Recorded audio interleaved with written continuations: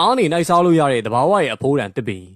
ဒါတော့အရေးကြုံရင်နိုင်စားလို့ရတဲ့တစ်ပင်ပဲဖြစ်ပါတယ်ဒီတစ်ပင်ဟာချိုပြီးတော့အေးမြနေတဲ့ပင်ကြရည်တွေကိုတနေ့ကို4 လီတာလောက်ထုတ်ပေးပြီးတော့အစားအသောက်ရှားပါတဲ့ဒေသတွေမှာဒီပင်နဲ့အသက်ဆက်လို့ရပါတယ်အဲ့ဒီပင်ကိုတော့ agave လို့ခေါ်ဝေါ်ပြီးတော့ပုံစံကရှားဆောင်လက်ပတ်နဲ့တော်တော်ကြီးဆင်တူပါတယ်ထူးခြားတာကဒီပင်ရဲ့အသားနဲ့အရွက်တွေဟာလူခန္ဓာကိုယ်အတွက်အရန်ကိုအားဖြစ်စေတဲ့ပင်ကြရည်တစ်မျိုးကိုထုတ်လုပ်ပေးပြီးတော့အဲ့ဒါကအနံလဲမှုေးသလိုတော်တော်လေးလက်ချူမိန်ပါတယ်ဒေသခံတွေကတော့ဒီအရေးကိုပင်ကြပြားရည်လို့ခေါ်ဝေါ်ကြပြီးတော့ပြားရည်ချစ်ယူရပုံကလည်းအရန်ကိုထူးခြားပါတယ် agave တပင်အရွယ်ရောက်လာပြီဆိုတာနဲ့အရွက်တွေကိုဖဲထုတ်ပြီးတော့ပင်စီရဲ့အောက်ခြေအတွင်းဘက်မှာတွင်းတစ်ခုတူးလိုက်ပါတယ်အသားတွေကိုဖဲချစ်ပြီးတူးထားလိုက်မယ်ဆိုရင်မနေ့ရောက်တာနဲ့အခုလိုမှုေးပြန့်နေတဲ့အရေးတွေပြည့်နေတာကိုတွေ့ရမှာဖြစ်ပါတယ်